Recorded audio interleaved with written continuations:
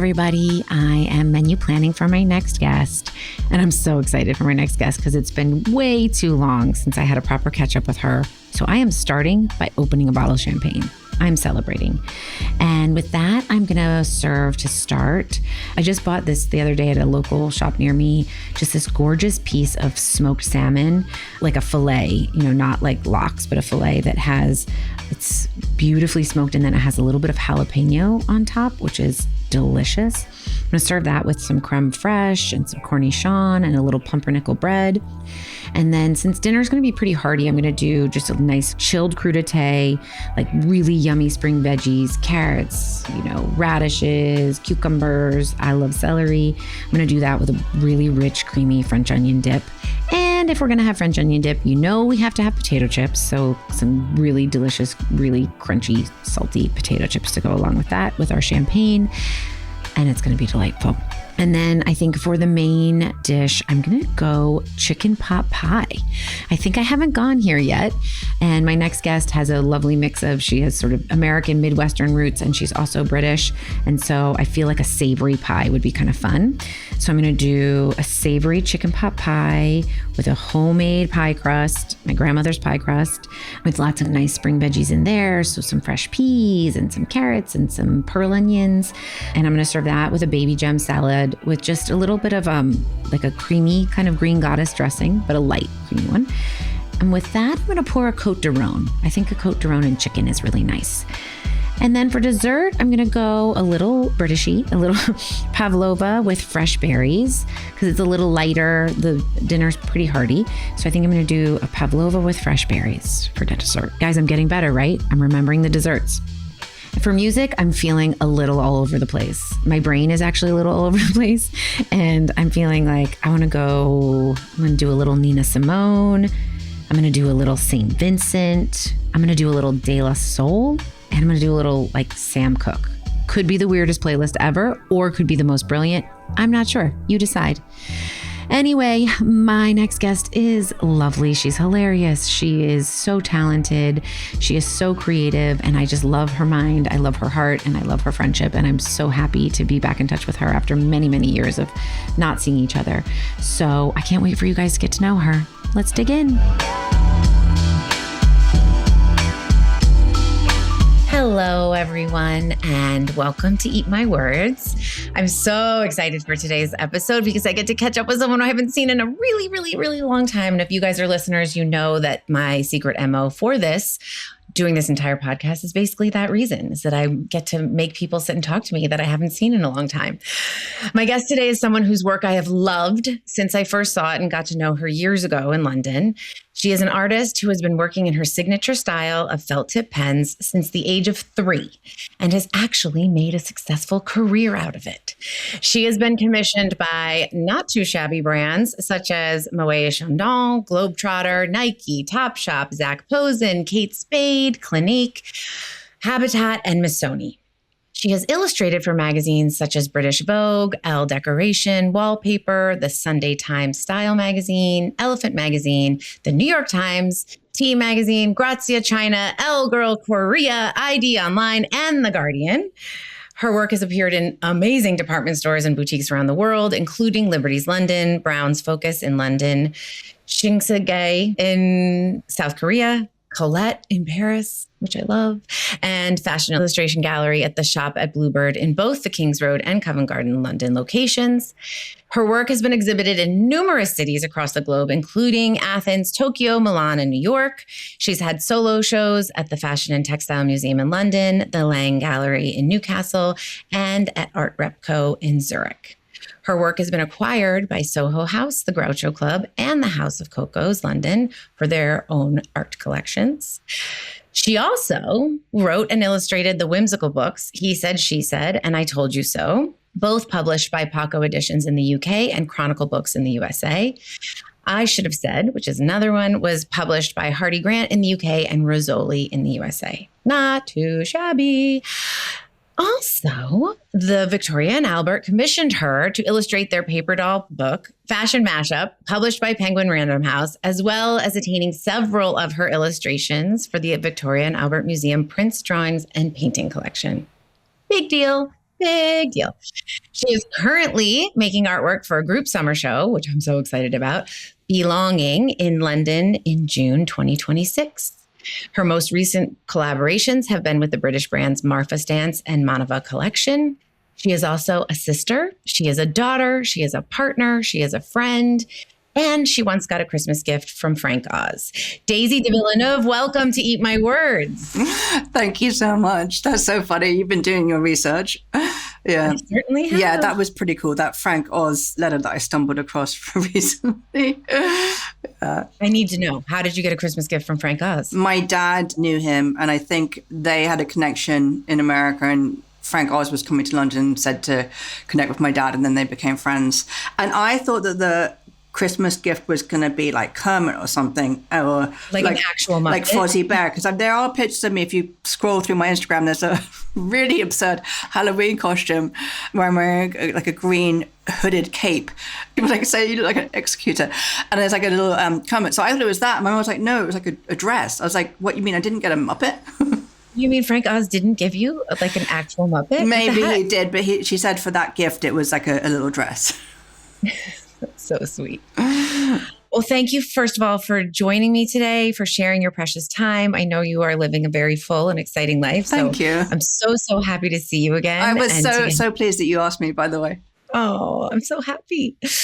So I want to talk to you today about your work, but I also really want to talk to you about your journey and how you got to where you are today, because I think your background is so interesting. And I love your you're so British in some ways. And then you have these really like Midwestern American roots, which I love.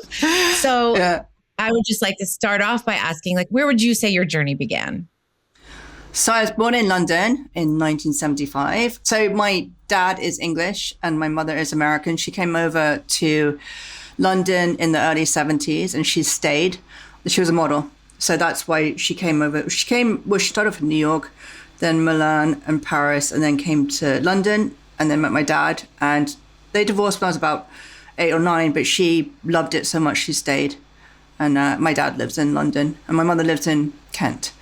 So yeah, I guess so. I was born here and then I'd go visit my grandparents in America every summer because they have shorter summers here, holidays. So we would go for about 6 weeks. So we'd go to Cleveland, Ohio. And then my great aunt had a house on the lake in Harbor Springs, Michigan. So we'd go there. And then, so I was really good at art. Well, I was 3 years old. I was coloring a lot, which I still am doing. And when I was little, I'm not academic at all. My mother's family is quite academic, but I'm not. And then they discovered I was dyslexic when I was 14, which is quite late.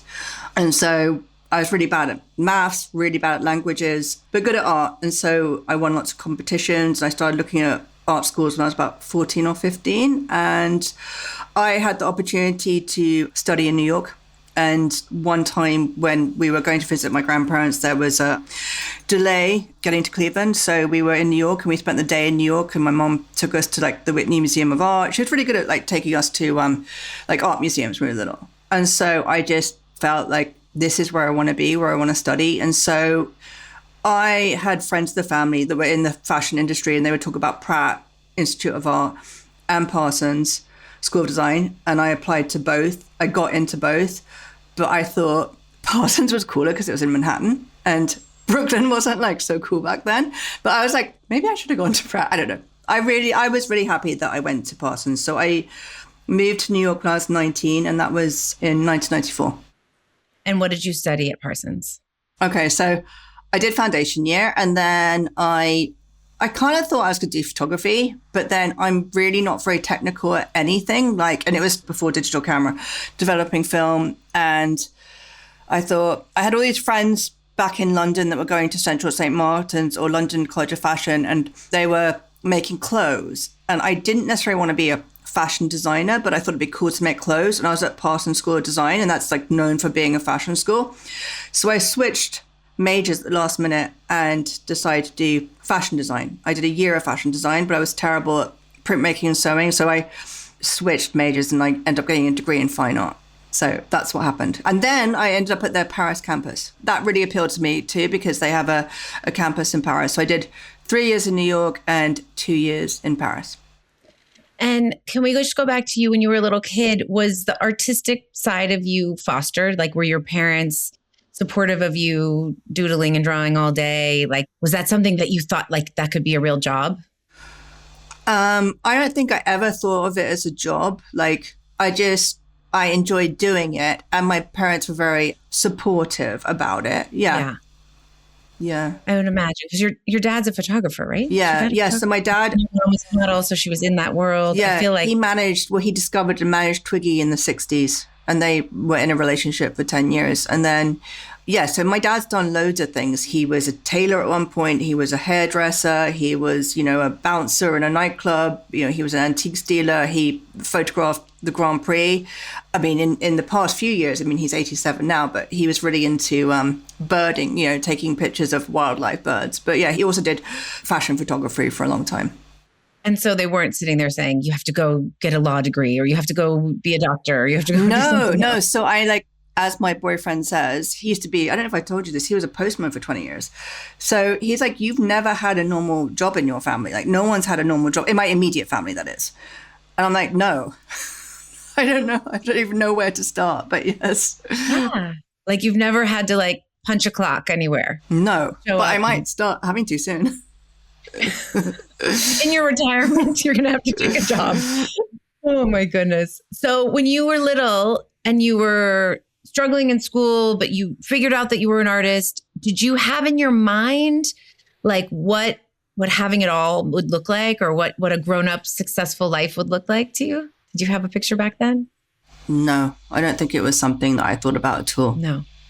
Yeah, I really enjoyed like the coloring, and I think I used to like write my signature on the back of notebooks. I think people probably commented on that, like, "Oh, when you're a famous artist one day," or whatever.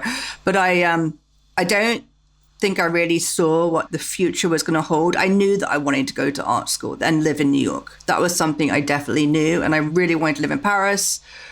So those were all things that I achieved. But when I was growing up, I actually really wanted to live in London. My dad was in London, and because we moved to the countryside when I was about a year and a half. So I moved straight to New York from the countryside and then to Paris. So I didn't move to London until I was 24. Oh, wow. Yeah. Okay.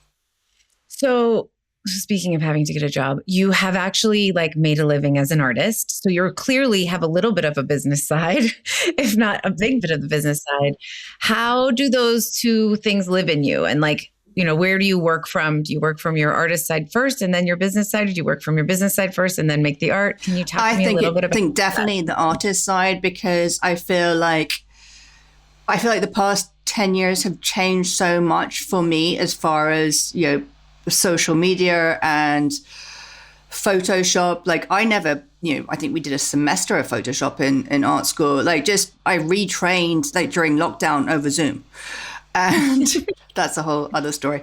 So everything has changed. And I do think in retrospect, I wish I had more business side, which I feel like I'm lacking in that.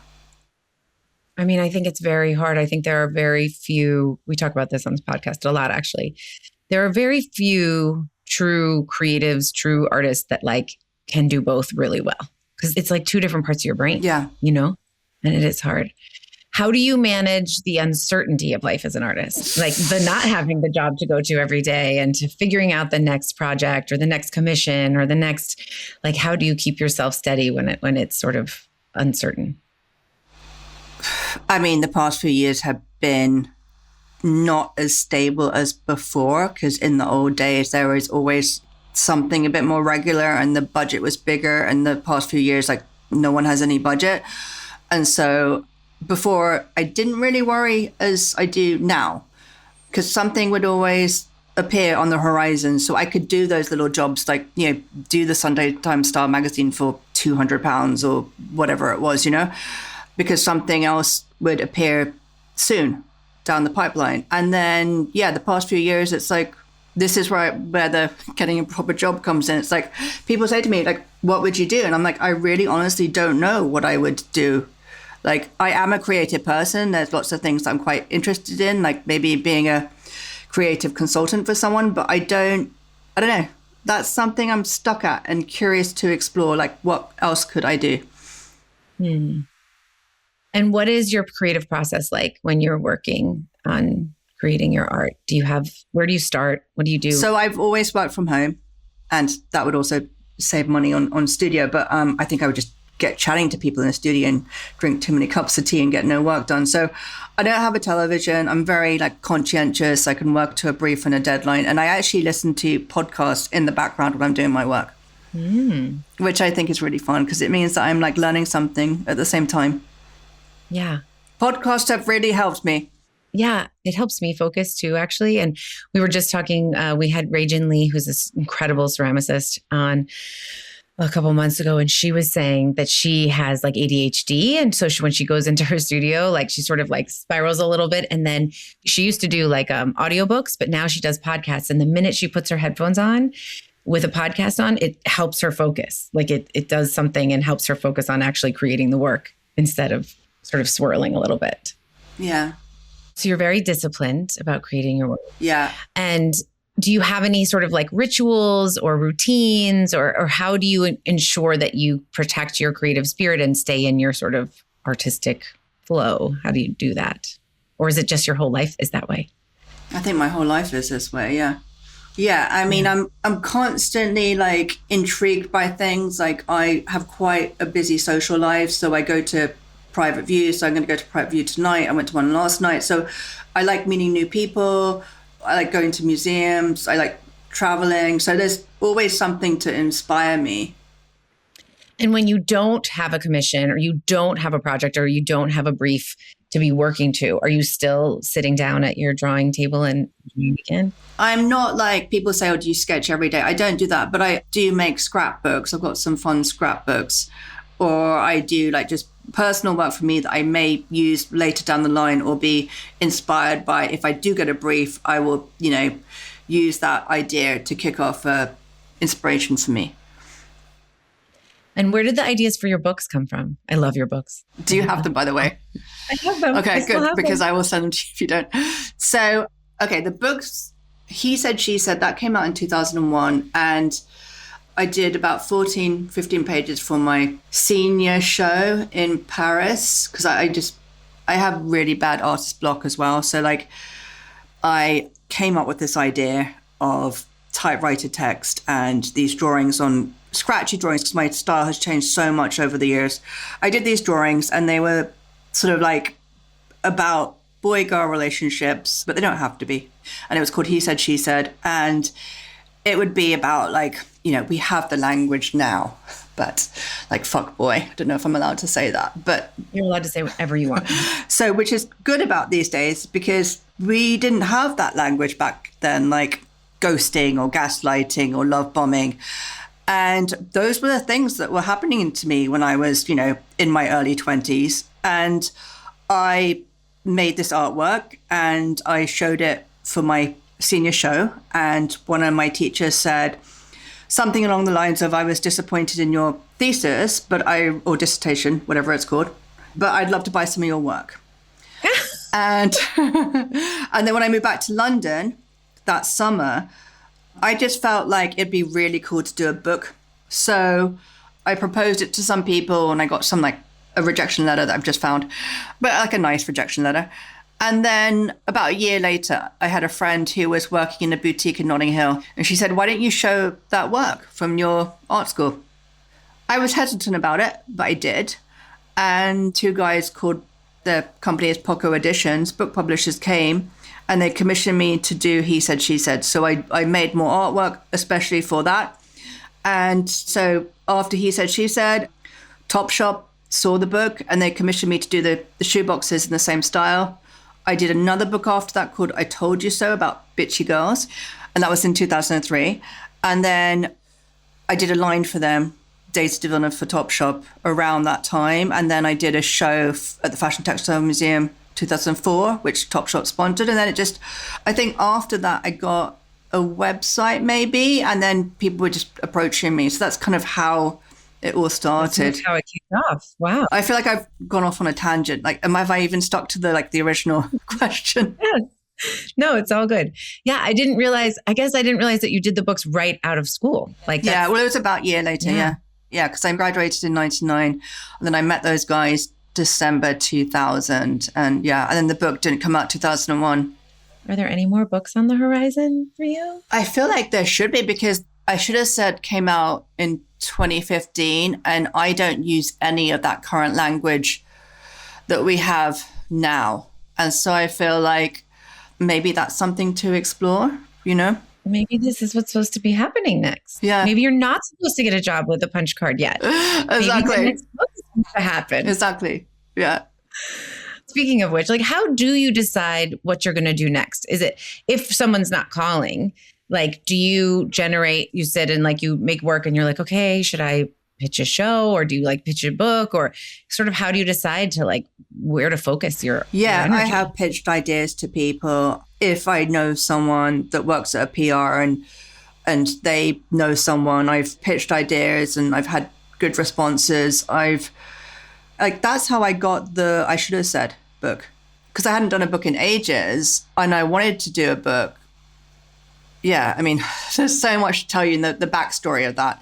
It was a specific romantic encounter that I had, and I ended up moving to Paris, and I just was like, I'd always wanted to do a follow-up of He Said, She Said, and I made so much art about that relationship and other relationships, or situationships, I think that they call them, because it wasn't really a proper relationship.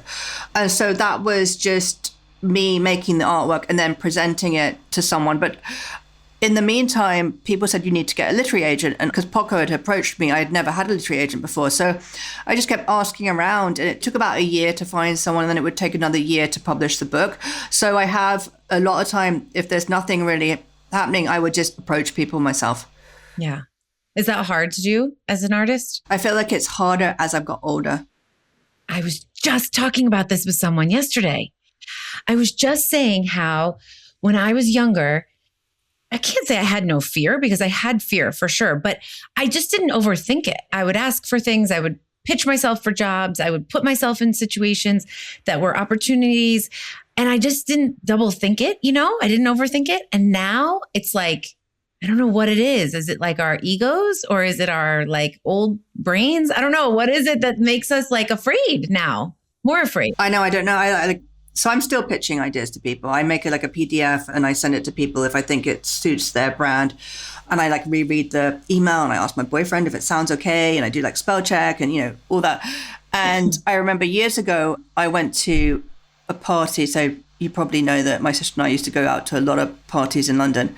And I just like would talk to people. And one time in the days of landlines, I got a phone call from someone, and they were from Vogue. And they said, oh, Alex said that you had like a really good chat yesterday, and we wanted to talk about you working with us. And I was like, who's Alex? And they're like, Alexandra Shulman. Because I didn't, Alex, the editor-in-chief of British Vogue. Yeah. So, I basically just would, we'd get invited to all these parties, and I would just use that to my advantage. And I still have business cards. I give those out. Yeah. So I just, in the old days, you would fax people or send like a press release when I had an exhibition, and I would look at the masthead of magazines that I liked, and I wouldn't even know the people, and I would just send it to them. So good. I always say that I loved working in London, because it is, compared to New York, it's such a small town, and you can, be at an event or be at a club and talk to someone, and then it turns into, and someone else knows somebody else. And it's such a lovely, I always found it to be a very supportive community in the fashion and creative world. And people are always, or used to be at least, throwing projects to other people. And I don't know, it always felt really nice. It's very friendly like that. In fact, one of my first jobs was I was just having tea with someone. Remember when East London was really trendy in the 90s? I mean, it probably still is very trendy, but there was a moment when it was really, really cool. And I met this stylist, and he said, well, why don't you come draw the backdrop of his shoot? And it was for The Guardian, and it was a really big spread. And that was in 2000, and I'd never met the photographer before. I'd never drawn a backdrop before. And then he commissioned me to do another job for The Guardian, and then another job for a magazine called Petra, which is a German magazine. And I think I got paid pretty much okay for magazine work. And I would actually really love to do stuff like that now. I haven't drawn a backdrop since then, but that'd be quite fun. Yeah. Yeah. So I felt like you just got jobs from going to an event and just meeting people. And people like my peer group really would, as they say in England, take the piss because I'd go to parties, but I got work and I hustled. So, that's what I did because I don't have a normal job and I still don't know how to have a normal job. And that's what I knew, so like all my immediate family, like we're pretty good at working the room, and that's how we did it. You sort of made that part of your job. Yeah. It was like being out. Yes. I mean, you were always so supportive. Whenever I was doing an event, you always came. No, of course. No, I loved it. I loved seeing you. But I feel like even your mom too, like your mom would come and she would stay and she would talk to people and she would do the right, like she was like such a proper good guest. You know? She loved it. Yeah. So it was like fun for me, I think. Like when my boyfriend goes to these sort of events, it's not his world. And he's like, can we go now? And I'm like, this is kind of like my job. You're like, the evening is just starting, my friend. Yeah, I'm like, you have to just like, it's like Zoolander, but just like, like just have fun, have a glass of champagne and like, it's just ignore the silliness. Like it's just frivolous, like see past that. But anyway. But it is funny. I mean, we're sort of talking about it just like lightly, but it is, I think, and was, and I don't know how it is now because I'm not like deep into it anymore, but that's part of the social life in our industry was so important. It was part of your job. If you wanted to be in the industry and you wanted to be doing, like, it certainly was for me because I was a PR person, but like, it really was a huge part of like how, I mean, I hate to use the word networking, but that's essentially what it was. It was socializing properly, but it was how you kept relevant and how everybody met people and how you, made great connections with, new magazines or new brands, or like, it sort of was just like part of the world. Completely. Yeah. Yeah. So what would you say is the best part about life as an artist, how you live your life? I really like the fact that I work from home. Like, I really appreciate that I can do what I love at home, and that my job has given me the opportunity to travel. And I just really enjoy what I do and to work with really cool brands. Like sometimes you compromise a little bit with a product that I'm doing for a brand, but I've never disliked anything completely. There's always been perks to it. Yeah. Okay, what's the worst part about it? Chasing up money. Yeah. Oh my God. Yes. Or another thing, which everyone loves to do in this industry still, is not pay you. Oh, it's the worst. I'm still doing it. Every year I say, I'm not going to do another thing for free. And they just say, well, someone else is going to take it. And it's just like, you do it because it's like street cred. Yeah. And it's still happening. Yeah, I know. I mean, it's hard. I think it's like, and sometimes I feel like sometimes those are the ones that you do want to work with because they are cool or they are interesting or they're new or whatever, or they're exciting. And then you're like, oh, I don't want to do this for free. Okay, so you've had a lot of achievements. You've had lots of big moments in your life. What's one that you're most proud of? I think it was pretty cool going to Tokyo for launching like the flower rosé, the pink champagne for Moët Chandon. That was really incredible because Japan had been on my list for ages. My sister is still jealous. I went to Japan twice, also for Uniqlo too. But yeah, that was really fun going business class and going to a place where all my friends in the fashion industry had been. And I was like, I want to go there. So that was like a big achievement for me. And just working with those guys, going to Paris and New York and having my name on the box was really cool. It was like amazing. Yeah. Speaking of that, like, I know there are some artists that like have a lot of turmoil about, sort of working with brands and putting their work on consumer products. It seems like you've done this for most of your life. Do you have any like stuff around that? Or is that, because I think it's brilliant. And so I just wonder, like, do you have any thoughts around it? Or is there anything about like being sort of precious with your work or anything? I mean, obviously you want to work with a brand that is sustainable and has good values and all that. So I don't have a problem with it. If they're bad news, they're bad news. But I also need to get paid and make money. Right. And I can't, if I am just a regular artist trying to sell work in a gallery, like there's no guarantee. Whereas if I work with a brand, I know beforehand what I'm going to get paid. So it's about my livelihood. But I have friends that are really like hardcore about, recently a friend of mine invited me to an event, and he left me a voicemail saying he wasn't sure if he should go because of the whole politics behind it. And I think it was really fake news. I was like, I didn't know where he got this information from, but I was like, let's go, it'd be fun. And it seemed like, I don't know where he got it from, but I didn't believe it for a second. Okay. So is there anything that you once believed about yourself that you've since outgrown? I think for a long time, I was probably very insecure. Like the books were like about relationships and like, I feel like I was very insecure around that aspect of my life, my love life, for a long, long time until very recently. And so I did a lot of work around that. And I think I'm at a good place. But yes, that. Yeah. Yeah. So that was the turmoil artist making the artwork. Yeah. Is that the right word? Turmoil?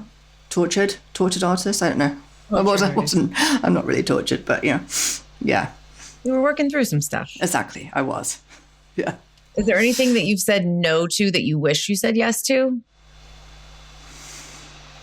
When a brand like Happy Socks approached me and my agent was like, do you have a budget? And they were like, no. And now they're huge.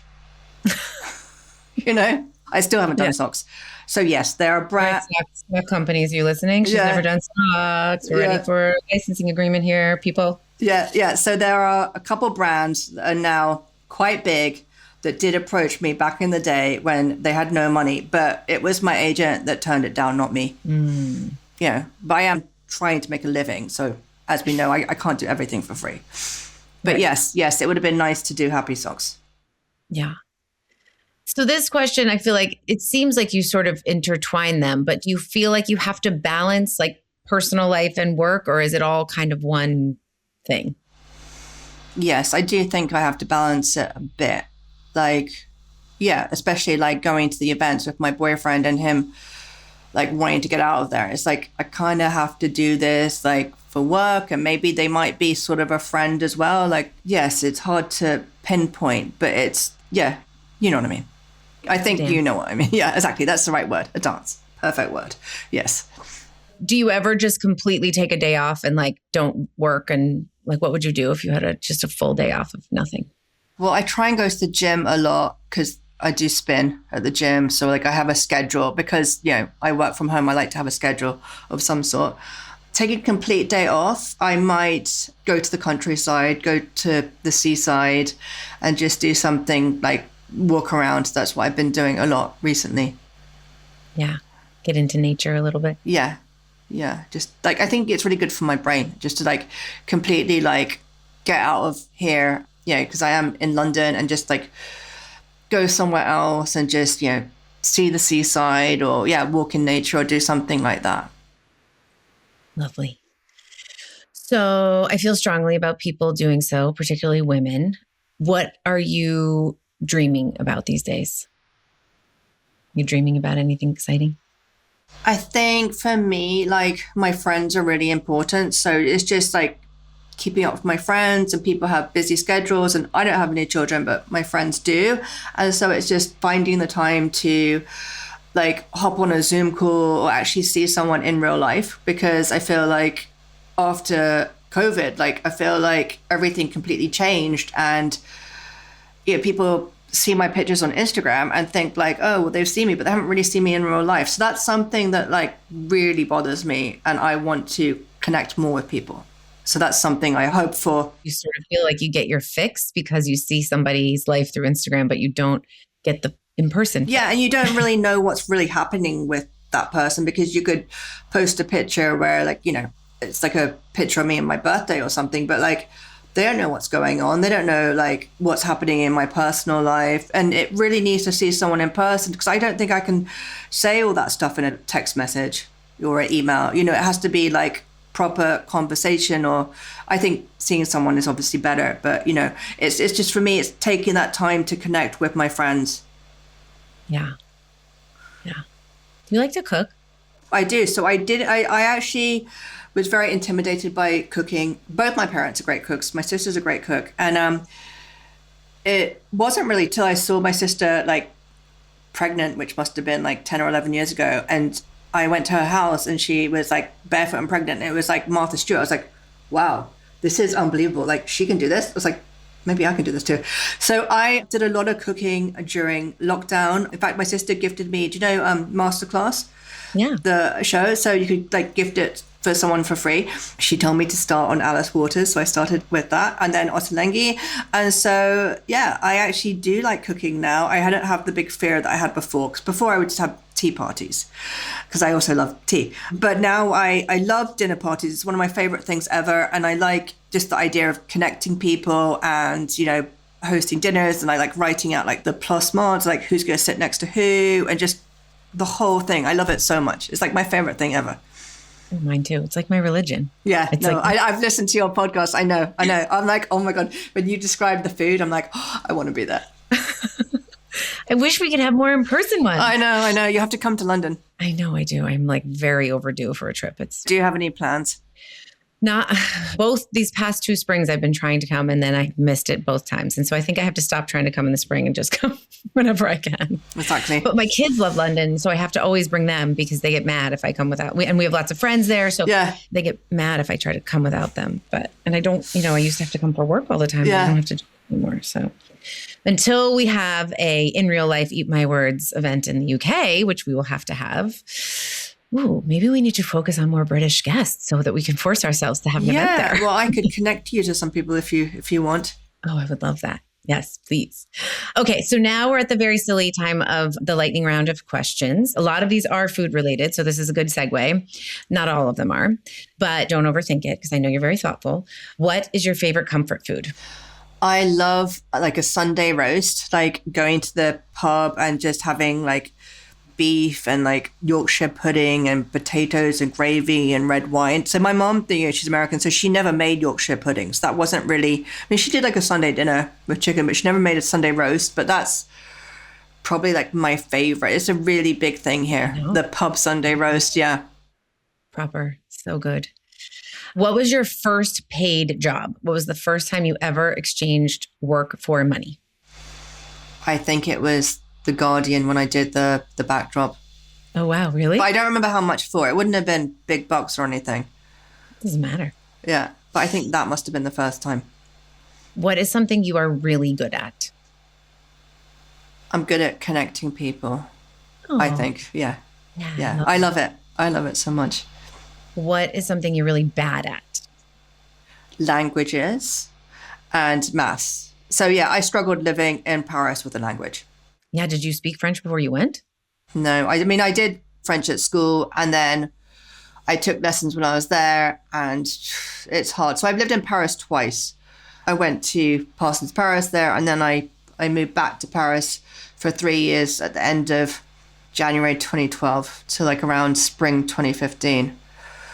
So did I meet you? I must have met you after I came back from Paris, right? Or did I meet you before? No, I must have met you before. Oh, okay. Because I met you when I was at Kate Spade and I was at Kate Spade before all that.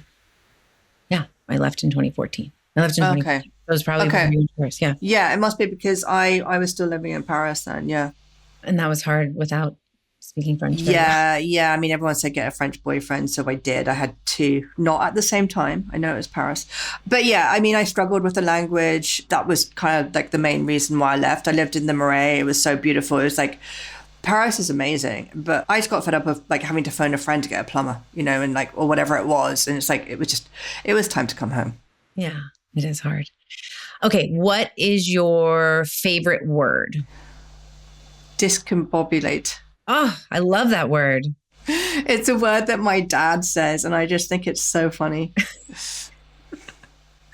Okay, good. What is your least favorite food? Like, you're not even tasting it. I don't like raisins. Really? I have to like. They're in a scone. I have to pick them out. It's like, yeah, scone. Is it scone or scone? How do you pronounce it in America? In America, we say scone. I think we say scone. Because my mom's American, so I interchange some words. Right. Yeah. Like I say yogurt and they say yogurt. I pick them out and it's so bad. It's just like on the plate. Yeah. Okay. Do you like grapes? I guess I'm probably not a big fan of grapes, but I don't mind them. Okay, interesting. All right. I didn't like nuts for the longest time, but I can eat nuts now. Now you can eat nuts, but no raisins. No Okay. raisins. Least favorite word? So this is a word that I don't like it when I hear English people say it, and it's awesome, because I think it's such an American word that I just feel like it's so out of context. It's just so like, it doesn't seem very English. I just think, do you know what I mean by that? It just seems awesome. It just doesn't seem, it just, whenever I hear it, I'm like, that makes no sense coming from you. But does it bother you if an American says it? No, not at all. Oh, that's funny. It's weird though, isn't it? But that would be like me being like, bloody hell. Like, you know. Exactly. Americans are not saying bloody. No. Or when an American says cheers, not like cheering your drink, but when someone says cheers for thank you, or when they say mate, it's like, no. No, don't do it. My husband does that sometimes, actually, because he has like one of his best friends is British. And so I think he's like sort of adopted it. And I'm always like, I don't think you should be the guy who does that. So does it bother you every time he says it? A little bit. I'm like, mate? Mate? Oh my God. Yeah, that's so funny. Yeah. Okay. Best piece of advice you've ever received? When I was at art school in Paris, I had a teacher who said to us that we should find a place to exhibit. So I graduated with a fine art degree, and I really didn't know what I was going to do after I graduated. And I had a friend in London who, they lived in an old pub, and there was like a bar, and they lived around the other side of the place. And me and a good friend of mine, we exhibited, and the teacher had said, oh, you know, you give the person in exchange for the space a piece of artwork. You can buy your own drinks, you can get reasonable wine from the supermarket and, some nice canopies. And that's what we did. And then I did another show of my sister in a friend's basement when they newly moved in. And it was like a ground floor basement, all the white walls. And that's when I faxed, the mastheads of magazines. Like I found the editors, and yeah, that was how long ago. It was like in the days of a fax machine. So that's probably like around 2000. And people came, and that's kind of how it started. So that's like was really amazing advice to me. And that's why I always, if I'm ever giving a lecture or a workshop to students, I always tell them that, because I think it's really important. And you never know, like people love to help out, most of the time, not always. But sometimes if you're just starting, it's like a great opportunity and fun for them too. Yeah, I love that. I think so many people are afraid to put themselves out there in that way. And they feel like it has to be, through a super fancy gallery, or it has to be through some other group show or something. But I agree, of just like do the work and then get it out into the world somewhere, Yeah. And in fact, I had a show a couple of years ago. My friend, he's a photographer, but he also has a hair salon in East London. And he said, oh, why don't you have a show? And I thought, okay, like it's unusual, but I like the idea of something being a bit quirky. And so I based all my pictures on like hairdos, like a beehive or a punk, or I had one that's like a bit Amy Winehouse, and there's one that's like a bit Priscilla Presley, So I thought that'd be like fun to make it like in connection with the space. Venue. Yeah. And so I've got friends that like poo-poo that idea, because it's like, oh, it's not in a proper art gallery, but like I think it's kind of fun, and I would be open to doing more things like that. Oh, I love that. That's fun. It's a cute idea, don't you think? Yeah, I love it. I also love the idea of sort of tailoring it to whatever kooky space it is. Exactly, yeah. It makes more sense. Yeah. Do you have any hobbies? Hobbies. Yeah. I mean, I do my like scrapbooking. I guess, is that a hobby? Yeah. Yeah, I guess so. Yeah. I collect loads of different things. I feel like I'm put on the spot now. I'm like, what are my hobbies? I always ask you because I realized someone asked me once and I was like, I don't have any. Like, oh dear, I need to think about this for a second. Yeah, it's hard. Well, because it's like we're grown-ups who have busy lives. So it's hard. Yeah, but I do like crafting stuff, and I'd actually quite like to do like a book maybe on like for kids maybe, or for teenagers, like about crafting things. I was thinking today, like, do you remember like when we used to make friendship bracelets like for our friends in like the summer and stuff like that? Yeah, like I'd like to think about like crafty things you could do as a hobby for a book. Like I do my scrapbooking, but like, other things that you could do. And it's like, I've got to think of like all the different ideas, but that's something that I've also been thinking about. Like I am sort of thinking about doing more books. I think we need more books. I think we need more Daisy de Villeneuve books. If your personality were a flavor, what would it be? I think cinnamon, maybe. Ooh, I like this one. Tell me more about that. I think it smells lovely, And my mom used to make cinnamon toast when we'd come home from school. I'd be doing my homework and we'd have like tea and cinnamon toast. Not always. It was more like not really a special occasion. It was just occasionally. And I'm just very fond of it. And the color is like sort of like a burnt cinnamon, like brown, orangey color. Like, I don't know. I just feel like that could be quite apt with me. I like it. Okay. So Last Supper, you are leaving this planet and you're leaving this body, but it's not sad. You've graduated to the next realm. Nobody's sad. Everyone's good. What are you eating tonight? I think it would be a steak and mashed potatoes. And I'd be drinking red wine. Okay. Any specific kind of red wine? I like Malbec. I mean, also I should say, so I wasn't that much into wine before I moved to Paris. And yeah, you become a bit of a wine connoisseur. It's one of the bonuses. One of the perks, yeah. And it's cheaper than a cup of tea as well. So it's necessary. It's actually necessary. Yeah. Have you had a moment in your life where you've had to eat your words?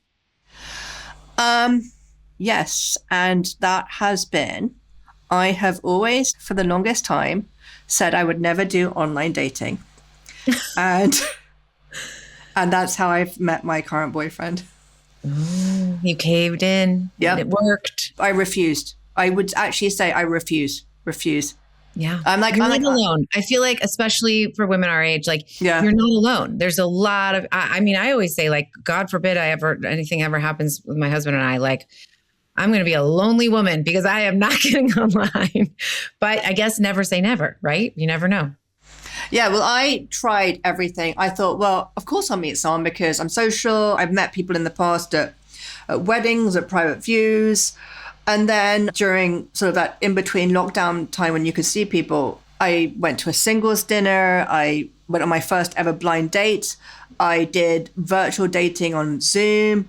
So I tried like pretty much everything. And then I was like, I'm not going to do online dating. And then it wasn't until about 3 years ago, I had a friend of mine I met her when I lived in Paris and she was staying with me because she was moving to London and she's American English. And so she's 20 years younger than me and she just puts me on Hinge, which I have called for the longest time Unhinge. And I was just like screaming because you have to put these prompts in about like, do your best, Zoolander face or what are the scary Sundays. And I was just like, this is so awful. Like, anyway, eventually I did it and it was worse than I could ever imagine. And then I went off it for a year and then my sister met someone and she convinced me to do it again. And then I met my boyfriend and I was his first ever online date. So, well, there you go. It was meant to be. Yeah. Now you're doing it. Yes. But I mean, you can't believe how many times I said, no way. Absolutely not. I can believe because I would be the same. So I think that's a very good example for you. Yes, there you go. Okay, if you could eat one food for the rest of your life, you don't have to worry about it like sustaining you nutritionally. It's just something you want to eat every day, all day. What would you eat? Oh my God. I really love like chili peppers. Like the ones that not like super spicy, but the ones that you get like in a kebab. I don't know what you get. They're like the green ones. Like green, like banana peppers? They're kind of like vinegary? They're vinegary, yeah. Yeah. Do you know the ones I mean? Yeah, I love those. Yeah. You'd eat those all day, every day. Yeah. So when I got COVID, I ate only that. Really? Yeah. Did you actually taste them? Had you lost your taste? I think I did lose my taste and smell for ages.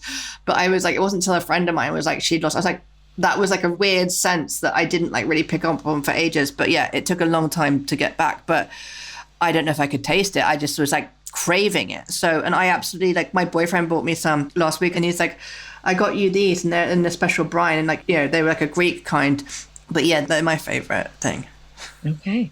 I love them. I love them on a sandwich. Yeah. Sandwich. Okay. Where is your happy place?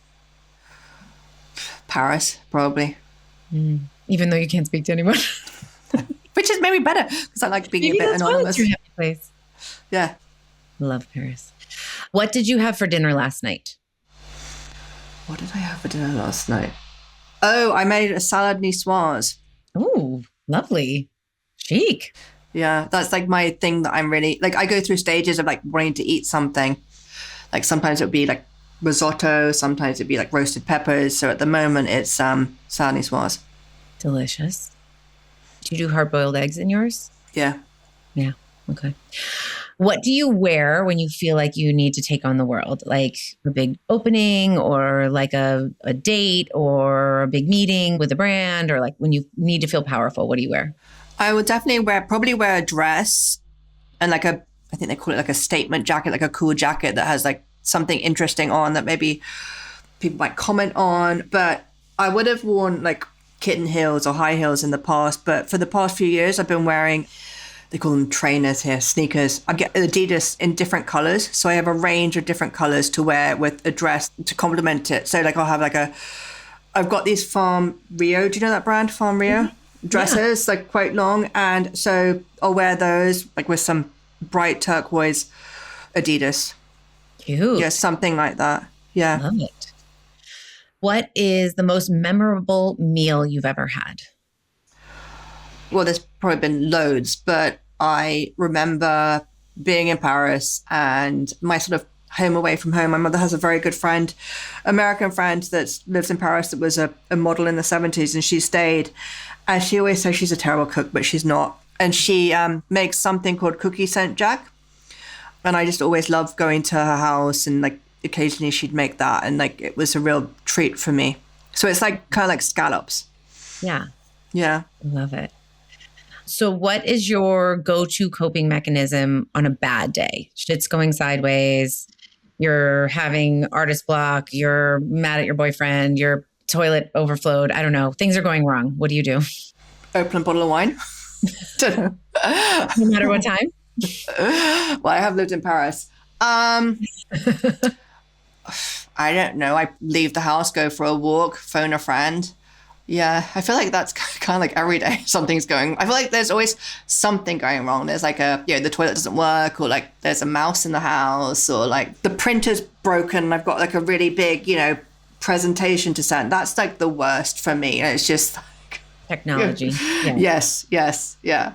Me too. All I had to do was like print something out yesterday, sign it, and then scan it back to my brother. And like, it was giving me so much stress. And I was like, okay, I figured out how to print it out. And now I'm like, can I just take a picture of it on my phone? Because the scanning it back seems really hard, and I don't have a jump drive, and I don't have so stupid. I just need somebody to be head of technology always for me. Yeah. Well, I told you about this setup. So my boyfriend was a former sound engineer. So he's set me up with his like recording equipment and his headphones, I should say. I mean, that's hot. I love it. Former postman and sound engineer. Yeah. I like it. I always have these questions about postage. I'm like there's certain stamps you can't use anymore. I'm like, are these still okay? He's like, I don't know. They don't have we have the forever stamps here now. Oh, really? Like, so what are they? They work like always? Forever. Yep. Oh, wow. That's really good. It's been like a long time now. It's been more than 10 years, I think. And whatever forever stamp you bought, no matter when you bought it, still It's works. amazing. Yeah. Yeah. But I think our postal system is like going down the tube. So maybe it wasn't a great decision, because I think it's like one of the worst organizations. Yeah. I mean, sometimes it takes forever to send something to America, Yeah, it's not great. Okay, this is going to be good. I'm really curious to see what your answer is to this. Dream dinner party guest list, because I do feel like you go to really fun dinner parties all the time, and you have lots of fun friends, and you're a very smart and creative person. So who, dead or alive, and they're all going to come. Who's coming to your dinner party? I really like Alain de Botton. Okay. Yeah. During lockdown, I did an online course with the School of Life. He's really interesting. I think someone like Esther Perel. Ooh. Yeah, I went to see her talk. Fun. I think maybe some artist people like maybe Man Ray. Ooh, okay. Yeah. Who else? Maybe Salvador Dali. Mm-hmm. I would like to see Esther Perel and Salvador Dali like talking at your dinner party. Yes. Yeah. Yeah. In fact, I have got a friend who is a psychoanalyst, and a lot of his friends are artists. So that's a really interesting combination. For sure. Who else? I think Alice Waters is really sweet. She'd be like a fun person to have. I love her. Yeah. And I really like Martha Stewart too. You know, she lives like a mile away from me. No way. That's... I used to see her on her horse at the farmer's market. She like pulls into the farmer's market on her ginormous Frisian, the big, huge black Frisian horses. Oh, wow. She does that like recently because she's like in her 80s, right? It was like a few years ago was the last time I saw her. Oh, wow. But, like it's wild because it's like, it reminds me of like medieval times when like the queen would come in, you know, and like all the people of the town would kind of rush up to her carriage. Like all the vendors at the farmer's market will like run up to her because she doesn't get off her horse because it's really hard to get back on your horse. Yeah. Horse. So she stays on her horse, and all the vendors come and like give her a little piece of cheese or like give her a little piece of their, you know, lettuce or like their fresh bread. It's amazing. That sounds really cool. Okay. So we'll get her to come. I need to get her to come on the podcast, really. So. Yeah. Because I wonder how she would be if she'd be like a little bit feisty, maybe. I think so. I hope so. Yeah.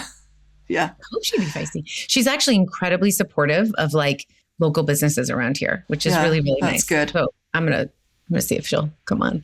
Yeah. She's very, very supportive of a lot of the like tiny little businesses that she uses around here, which is nice. Yeah. Okay. So my last final question is, what is one thing that you know for sure in this moment right now? You do not need to know it tomorrow. You did not need to know it yesterday. What do you know for sure? What feels true to you right now? That nothing is like guaranteed, you know, that you can't like foresee the future. Right. I love that. It's true. Can you please tell the nice people who are listening, can you tell them where they can find you and see more of your work, like your Instagram and your website and everything? Yeah. So I'm on Instagram. It's Daisy, lowercase Villeneuve, Daisy de Villeneuve.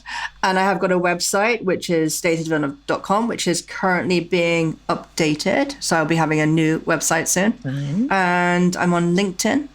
Oh. Yeah. I joined a couple of years ago because artists don't really do LinkedIn, but I was reconnecting with some people at Parsons Paris, and they were like, oh, we'll send you the invite on LinkedIn. I'm like, I'm not on LinkedIn.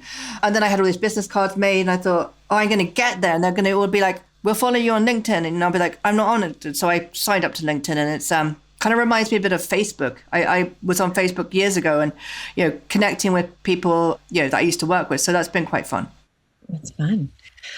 Well, thank you so much for taking this time to talk to me. This has been so nice to see you and such a gift for this conversation. So thank you for taking the time and sharing your story and sharing your brain and sharing your heart with us. I just really have loved every minute of it.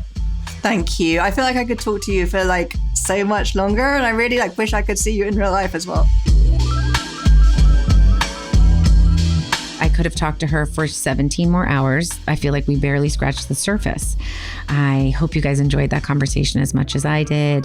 Hope you're feeling inspired to do something creative or to just do a practice every day and see what happens. Thank you all for tuning in. I'm so pleased that you continue to tune in and listen to our stories. If you haven't done so already, please follow us on Instagram. We're at Eat My Words, the podcast, on both Instagram and TikTok. And we're now on YouTube. So please subscribe to our channel. Follow us, subscribe, comment. You can't watch videos there yet, but you can listen to us, and those little subscription numbers matter to us. So even if you don't listen to us on there, hey, hit subscribe. As always, thanks so much for tuning in. This was a really fun day for me. I hope it was a fun day for you, and I will catch you on the next one.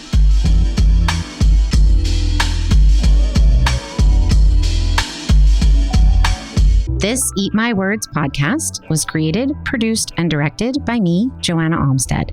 Our sound editor is Isabel Robertson, and our social media manager is Isabella Boutros.